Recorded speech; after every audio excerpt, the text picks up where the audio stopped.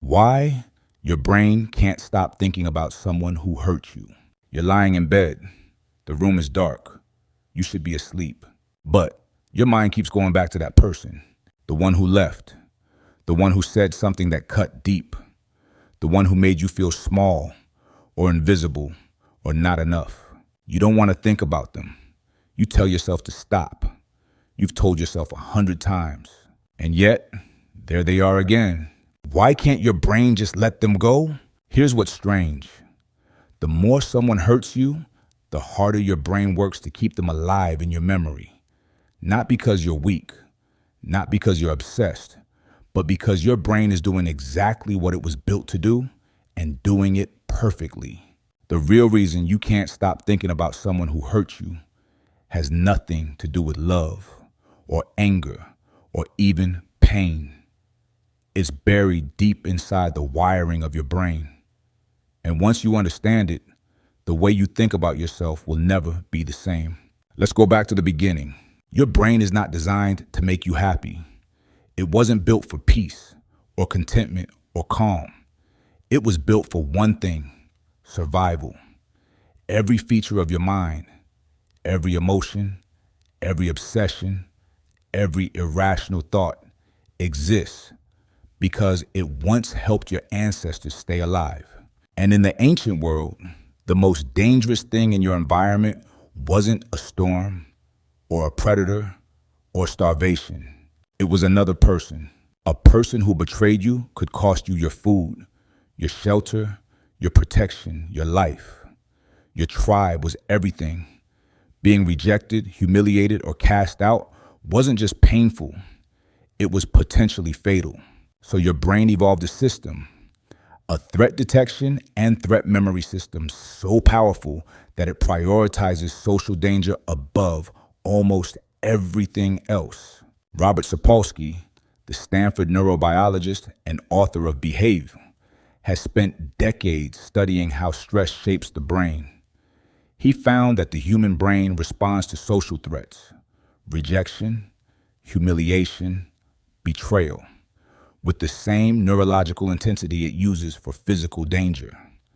Your body can't always tell the difference between a lion in the grass and a person who humiliated you in front of people you cared about. Your amygdala, your brain's threat detection system, fires the same alarm signal for both. And when your amygdala fires on a threat, your brain does something that feels completely irrational. It locks onto it. It replays it. It analyzes every detail, every moment, every word, because your brain believes at a deep, ancient level that if it can figure out what went wrong, it can prevent that danger from ever happening again. This is called rumination, and it is not a flaw. It is a feature. But here's where it gets stranger.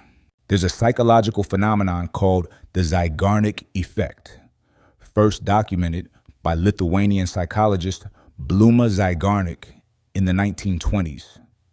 She discovered that your brain holds on to unfinished things far more powerfully than finished ones. Waiters could remember every detail of an order they hadn't yet served. The moment the food was delivered, the task was complete. The memory faded almost immediately.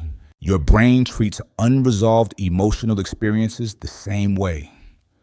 A relationship that ended without real closure, a confrontation that never happened, an apology that never came. These feel permanently open in your mind. Your brain keeps returning to them because it is still waiting for the file to close. The person who hurt you is still an open tab, and your brain does not know how to quit an open tab. Think about the last time someone said something that stung. Maybe it was a comment about your work. Maybe it was something said in an argument.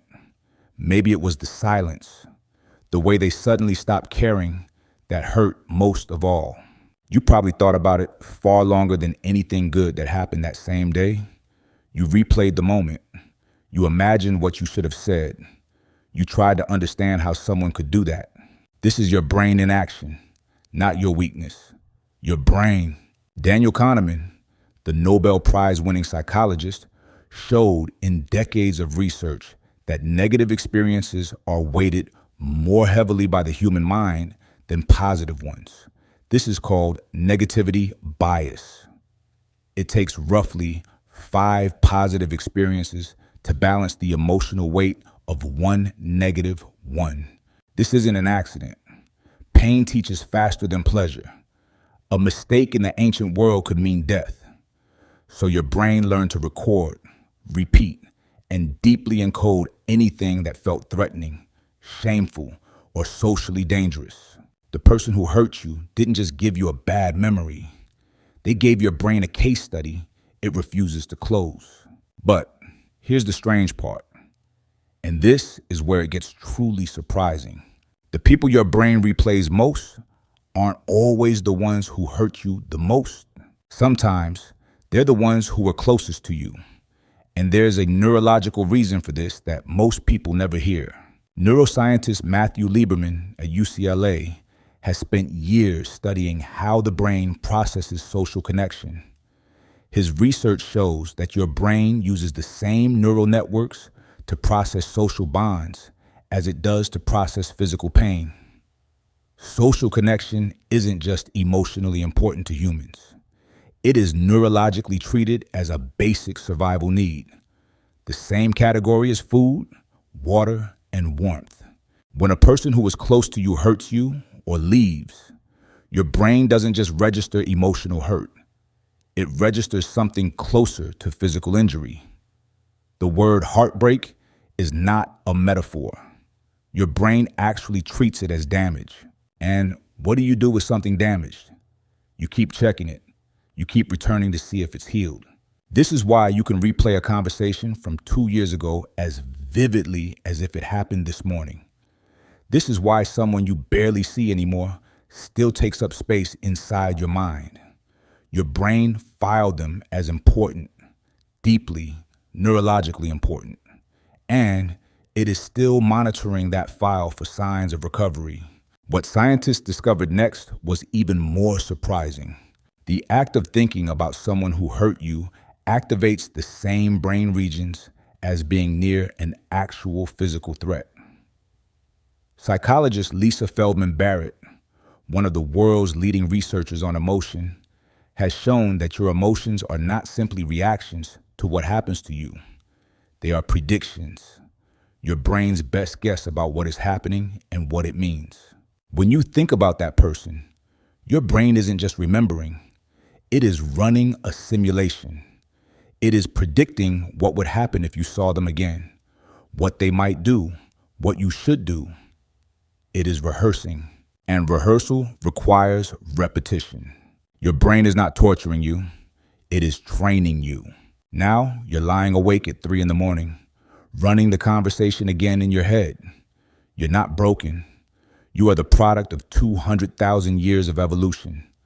And right now, your brain is doing exactly what kept your ancestors alive. The problem is that the ancient system was never designed for modern life. In the ancient world, you would have encountered that threat again. You would have had to deal with that person, confront them, avoid them, or repair the damage. The rehearsal would have led somewhere. The loop would eventually close. But in modern life, the loop often never closes. You can lose someone to a text message. You can be publicly humiliated by someone you've never met in person. You can end a relationship without ever explaining why. The people who hurt you can simply disappear. No resolution, no confrontation, no closure. And your brain is left running a simulation that has no ending. Brené Brown, the research professor who has studied shame and vulnerability for decades, has found that the experiences most likely to keep us mentally stuck are the ones tied to shame. The belief that something about us is fundamentally wrong, unworthy, or unlovable. When someone hurts you in a way that touches your sense of who you are, your worth, your belonging, your value, the wound goes deeper than ordinary hurt. Because now your brain isn't just tracking a threat, It is questioning your entire model of yourself. That is a much bigger problem to solve. And your brain will not stop until it feels like it's been solved. So what does this mean for you? It means the thoughts aren't random. They aren't weakness. They are your brain trying to finish something that feels unfinished. They are your threat detection system running a safety protocol that evolution built over hundreds of thousands of years. Understanding this doesn't make it stop immediately, but it changes something important. It changes what the thoughts mean. The next time that person surfaces in your mind at midnight, you are not pathetic for thinking about them. You are not still in love with them, or destroyed by them, or defined by them. You are a human being with a very ancient, very powerful brain, doing what it does best. The loop isn't evidence that something's wrong with you. It is evidence that your brain registered something important, something worth protecting you from, something worth learning from. The real question isn't, why can't I stop thinking about them? The real question is, what is my brain still trying to figure out? Because somewhere inside that loop, inside all the replaying and rehearsing and what ifs, your brain is working on something real, a lesson, a boundary, a new understanding of who you trust and who you let close. And sometimes the only way through is to let the loop run. Not to fight it, but to ask it what it's trying to tell you. You're lying in bed. The room is dark. You should be asleep. But your mind keeps going back to that person. Not because you're broken, not because you haven't moved on, but because your brain, ancient, loyal, relentless, decided they were important enough to protect you from. And it is still doing its job. The question is, are you ready to hear what it's been trying to say?